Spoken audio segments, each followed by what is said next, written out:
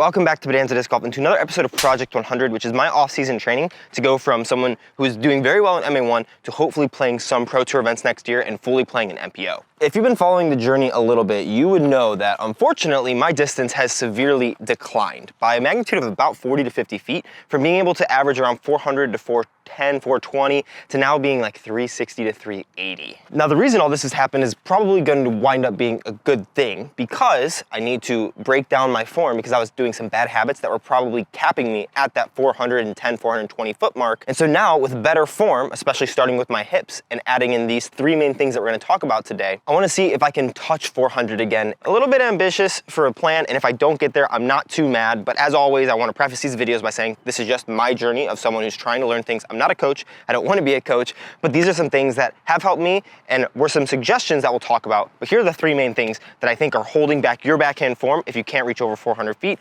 and you followed along in this series before.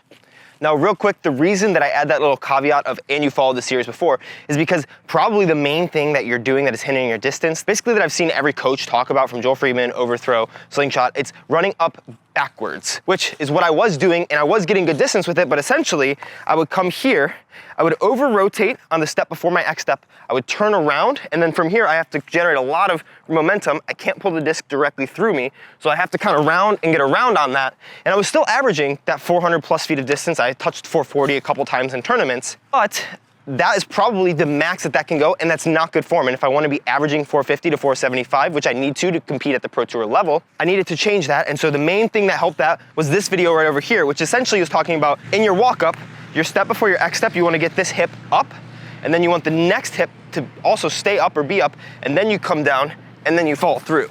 And when you do that, you can't turn around because if this hip stays up, you can't turn around and stay up. That's the first main step, but now we're gonna get into the three things that could be holding back your distance that aren't those, which are the three things that are holding back my distance right now from breaking that 400 consistently to 425 to 450 to hopefully 475. I'm not even worried about 500. That would be great, but 450 to 475 is kind of where I wanna consistently be at. So we are going to be breaking down each of these in separate videos, or maybe as one video as my form progresses. Today we're gonna talk about the third one, but the first one is the off arm right here, because you have two anchors when you're throwing. The first anchor is for your legs. The second anchor is for your arms. This is how I understand it. Could be wrong, but this is how I understand it. And so when you're coming through, you have the brace that everyone knows about right here with this front foot that you need to brace against, which is the main thing we're gonna talk about today because I suck at this. So that one is this, where you don't wanna over-rotate past this because then you're losing momentum. You don't wanna go over that. The second brace though is your back shoulder brace, because if you just over-rotate freely up here, which is what I have tended to do and I am going to work on, not in this video because I want to block it out time by time, and every time that you guys comment about something on my form that I need to improve, I pretty much always know. So if you have tips like cues that could help with that, please leave those. But if you're saying, hey, your form is bad because of this, yeah, I know, and I'm just gonna ignore your comment because it's not actually helpful. But tips would be very helpful. So the second brace is your shoulder right here, where when you come into the throw, as you're starting to pull through, this shoulder should start and anchor that movement right here. Then as you're coming through, what a lot of the pros do is actually kind of a swim move here, where they'll come through and then they'll anchor by moving this back, and then this shoulder anchors as they extend this arm out, and then everything kind of swings through. That's something that I need to work on, that I'm gonna continue to work on. My patrons have already had access to a little bit of a coaching session that I did with Josh from Overthrow. I'm not good at this, but I'm gonna try real fast. Just getting this arm down and kind of anchoring there. I don't know if it looks any good. That's something I'm gonna focus on soon, but the right arm is my throwing arm, and my legs, that's what I'm focusing on right now. That'll probably be within the next couple of weeks. So stay tuned for those videos, subscribe for those videos. The second thing is your throwing arm, which I don't know if it's more important than, it's probably more important than your off arm because that's the arm that's actually releasing the disc. But this is something that Gannon Burr actually pointed out in my form because we've been messaging a little bit and he's probably gonna help a little bit with this as well. But I don't create a lot of space with my body. Right here, if we look here, when I come through for my pull, sometimes I create good space like this and my elbow is above my disc, but that's normally only when I slow it down. When I'm going faster, a lot of times I'll have a dip that I come into it, which is actually more of something that we're gonna talk about with the third main problem that's hindering your distance. But making sure that I create space here is really important. And then the biggest thing is the point from here in my box, in my power pocket, however you wanna call it, as I'm in this position right here, to here, where I release the disc, that's where the back arm is going to anchor that position, so I'm not able to rotate more forward and release it a little bit too forward, which loses momentum. That's the back arm brace part. But the second part of that is just really focusing on snapping out just right here. bang, snapping out and keeping that nose down. That's another thing that I'm really needing to work on with my form. But that pull through, keeping the pull through level so it can be nose down, keeping the elbow a little bit above the disc, which is something I've noticed all pros do in their form right here. And then that last little snap point out.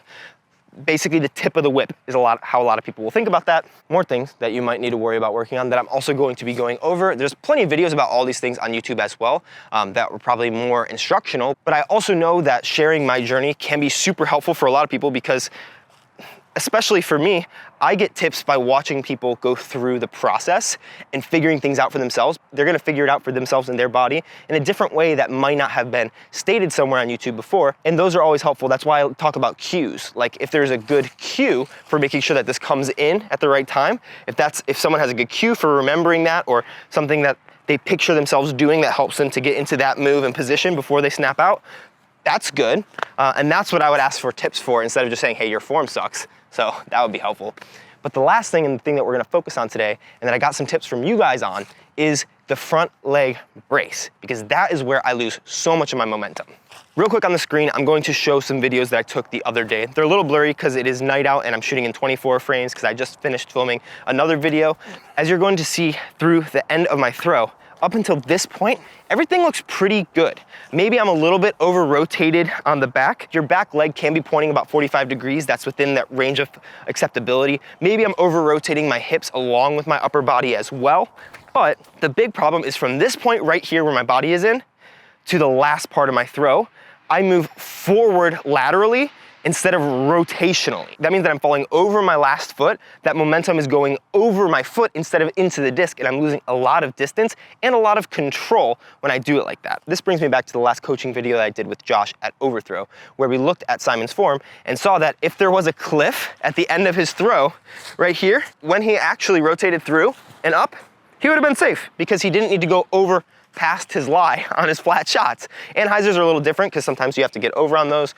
I don't know, I'm not perfect. There's a range of acceptability. I'm just trying to figure out what works for me, but his whole body was behind his front foot and the disc was extended a little bit ahead. I'm not too worried about the arm, the disc part of it right now. I'm more worried about getting my hips correct. So we're gonna go over a couple tips that a lot of you guys sent in over on Instagram, which you can follow me over there. But let's see if they'll help me to figure this out because I've done a tiny bit of work, but I've waited mostly for this video so that we can figure it out in this network session together. So really quickly, I'm gonna get a side view as well as a back view because one of the things that I noticed was that one of the tips that we're gonna get to, I never really understood because most shots when they're doing, people coming. Most people when they are doing videos for disc golf or looking at their form, it's almost all from this side profile view, which is definitely a required view to figure things out. It can be really helpful, but the back view I think can be very helpful as well because I never really realized one of the things that we're gonna talk about. But here real quick is a view.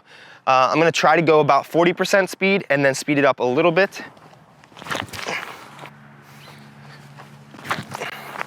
That one felt much better, and that's kind of where I'm wanting to be. And this is the first tip that I didn't really get. Actually, I probably got this from some people. I'm sure I did. But in my last max distance video, one of the big things was to slow down my throw because when I'm throwing, I'm just running up way too fast. And I think Foundation did a video about this, and as their form wasn't perfect, them running up faster actually equated to throwing the disc slower and not as far because they're not using their energy as efficiently, and running up, honestly for me, tends to make me run over my disc instead of staying back in the correct position. Honestly, I even forgot about some things in that throw, but that is the speed of throw and tempo, maybe slightly faster, a little hop or something, but not significantly faster than that I want to be throwing that 425 to 450 shot because that's what you see pros on tour doing. Even like the mid-level touring pros are probably trying to throw about 500, 525 when they're trying to really unleash. Otherwise, it's a controlled 450 foot shot, which is what I'm looking for. So why would I try to be throwing 450 foot super hard when I could try to just get my control distance faster and faster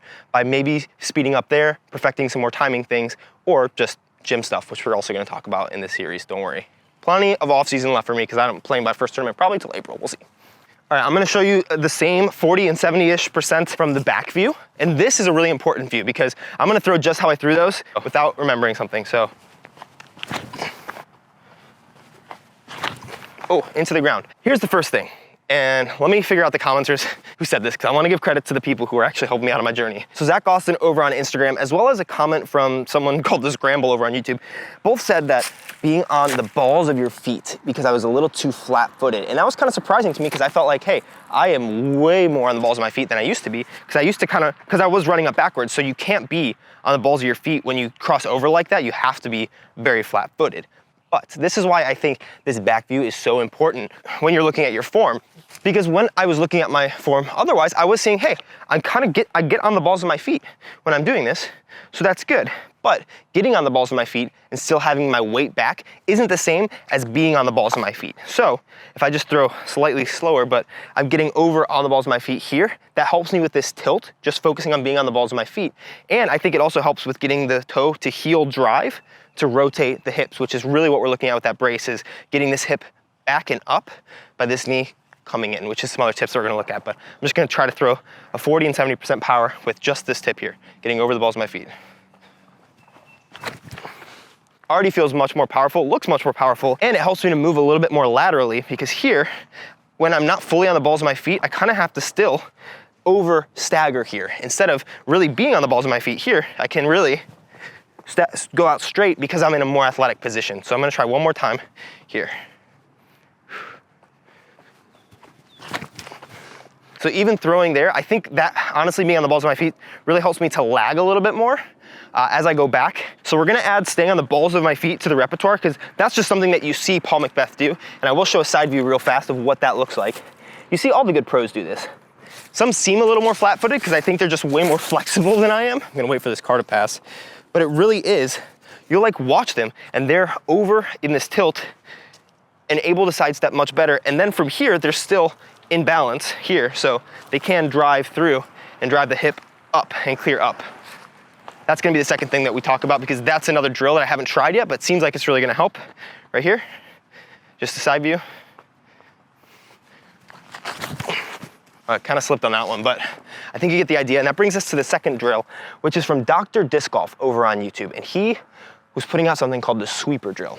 Now I'm just gonna link that video for you, but this is a drill that I think can really help, especially if you're struggling, like I am, with clearing that front hip. And basically what I say by that, you can go watch one of my last videos, but essentially from this position where my weight is on my back foot right here, my toe is down, the heel comes down after, and then all the weight clears up from the heel into my hip as it rotates, so the disc is here, it's throwing through, clear it up, and then I rotate off of the heel of my foot. So the drill that he was doing was just a simple drill, just right here, getting the toe down, heel down, and then the sweep of the back foot. So sweeping the back foot forward as a sweeper drill. And that clears up the hip and gets you practice with that movement. And then I'm definitely gonna have to practice this a little bit more, but especially practicing being a little more on the balls of my toes even here. That's much straighter. And that's where sometimes, even when pros are throwing like 70, 80%, they don't really rotate around as much. They just kind of come straight forward, or they'll sweep in, well, just like that. So they're not even up to where their toes are. So I'm gonna try this shot real fast. That makes sense, because all that weight is off that back leg. And look, I'm sure as I watch this footage back, there's gonna be more that I need to learn. This is my first day practicing this, and I just like how I was loving hearing people's cues for getting these movements down, I want to give that same thing to you guys as I go through this process. But that sweeper, really simple. It kind of adds in some toe drag, which you might not want, but I'm gonna try to get a little bit more on the hip. That's really the first time that I felt my hip really rotating and clearing up. I'm gonna record some with my phone, and then we can look to see if it actually is working. So focus on being over the balls of my toes. I think you can see this best exaggerated by Kevin Jones, where he is so over, and he throws a lot of spike hyzers because of that, or just a lot of really flippy stuff that'll flip up for him, acting like the more overstable things. I prefer to be an anhyzer player or a flat player, so I'm not sure if that's gonna work, but in the training process, I like to over exaggerate everything so that I'm uncomfortable, and then I can find where my body really likes to be that's within the range of acceptability for the movement. So we're gonna go ahead. That felt pretty hard, as well as everything seemed to go up my leg. Those are all hyzers, so it's much easier releasing on this hyzer to not really fall through forward. So I'm gonna try to throw these flat and see if I'm able to do the same thing on a flat release. Wow, that even felt more powerful, honestly. Let me know if you guys like these longer, just like in my mind style videos instead of super fast to the point things, because I think this is helpful for me, and I just want to take you really behind the scenes as to what my process of figuring these things out for myself looks like. We're gonna go one more real fast. Focus on really coming through flat, which I just did that wrong elbow thing right here where my elbow dips, so it's gonna dip.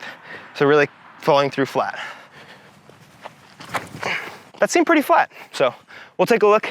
So come in, you can see I'm way more bent over. Okay, I'm kind of behind myself there, honestly. My hip seems like it stays up. Maybe I'm not on the perfect angle to see, but it looks like I'm maybe a little past that 45 degree. I get to pretty good straddle point. Coming in, my elbow's definitely, so not worrying about the upper body, Anthony. Coming through here. Definitely release, I'm definitely behind it, and I get up, so that seems all right. I still think I'm a little behind, or too far behind at this point. I'd rather be too far behind than overhead right now, because I'm really focusing on leaning back a little bit more, like we talked about in the last video. Right there, coming through, toe, knee. Okay, it looks like my pull through is coming a little fast.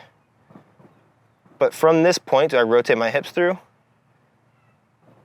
Yeah, a little late, it would seem, but they're through. Okay, it's getting better.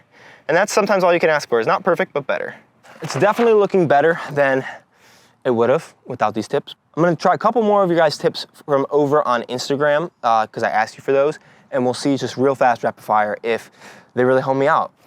Okay, so one other tip was from Ace It Disc Golf over on YouTube. I think they have a channel, not exactly sure, but they commented about a concept that I'd never heard of, which is called side bend in golf. And I went and looked at some videos, and essentially, I think it's where, I don't even quite know how to explain it, but it's where you're really rotating at your obliques instead of, yeah, that's it, where you're rotating here instead of at your hips. And then from back here, that's how you can feel a lot of coil right there. I'm feeling, as long as my hips start rotating, I'm feeling a lot of coil there and coming through. So that's just a lot of spring already pre-built in that, which I imagine as I work through the throw and work on that side bend there, that'll really help my lag. And that's something that I think is related to a topic that Ryan Sheldon talks about a lot, but he talks about it more in the forehand, which is, he talks about it in relation to baseball, so many different sports analogies, but he talks about hip to shoulder separation, where the hips fire first and then the shoulders come through, and that's how you get really good form there.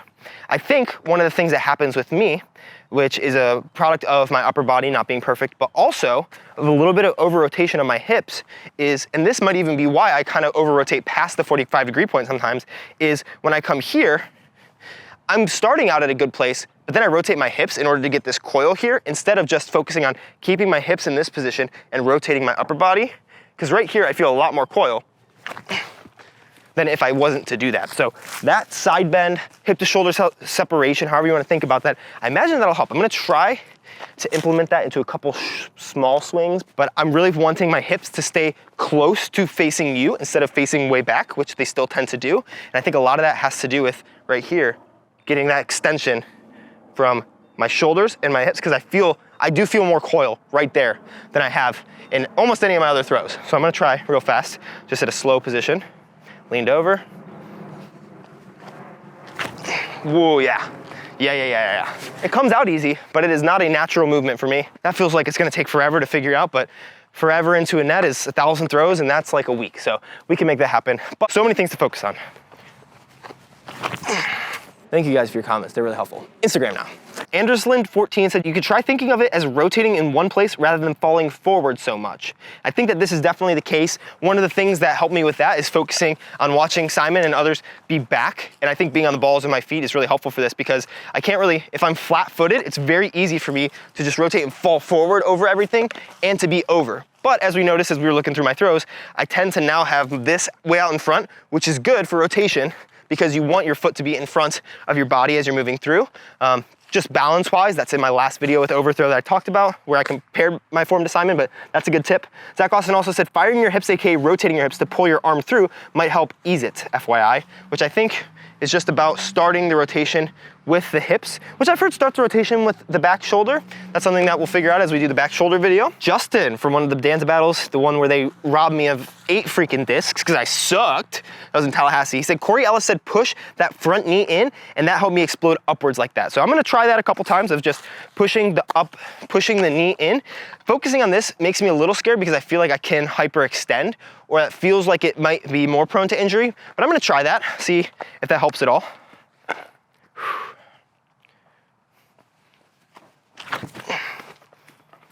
It did help me to get that rotation, that last little bit off my foot. That might help. That might be something that I have to feel out a little, because I feel like that could lead to a bad hyper rotation, but you can also just do tibialis raises, which is one of the things I'm doing, and that will definitely help your knee as well, so. Nope, I don't need this little dance. What the heck am I doing with this dance?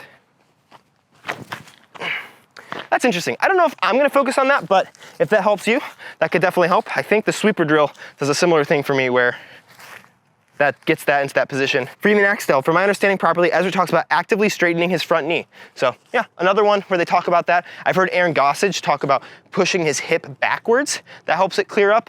I like the sweeper drill in actually doing that, so I might just continue playing with that a lot, but those are good tips. Repetition and taking your form down step by step is good. Completely, Corey said, don't wear pants. I won't make you guys see that. Hopefully this helped. It feels like it helped me a lot. And this is just kind of how I break down a network session. Normally there's a lot more of me watching back my throws instead of just feeling, because feel versus real is a real thing. So I'm gonna definitely do that as I do more network sessions. Let's try out some distance stuff. Hey, so I'm editing this right now, and I did some distance shots. My farthest was like 363 with the Grace. I also threw 360 with the Essence, but every single shot except for this one with the Nimitz, I felt like I just totally regressed and was just focused on let me throw hard instead of let me throw well. So a lot more work to do to actually put this into a field, but for the first day learning everything, I'm pretty confident. I'm gonna give you my final thoughts on everything. I'm glad that you guys are here for the journey and the process, but it is definitely a journey and a process. I would rather regress to get way better, but this is just the crappy part of the process. I do feel like there are things that I felt today that feel like the right move that I have never felt before, so I'm really happy about that. But it's just gonna take time to put them into practice to actually get out into a field or onto a course and make it happen, because I am not throwing far right now, and that's okay. But I wish I was throwing farther, obviously. If you wanna check out my last Project 100 video, check it out right up here. If you wanna give me any tips, actual like tips that would be like, hey, think about doing this and it'll help you to do this, that would be really helpful in the comments. If you want to tell me that I'm bad at disc golf, you can also do that in the comments, but it's unadvised. I don't know what'll happen if you do, but I'll see you guys tomorrow. Okay, love you, bye. I just missed the net.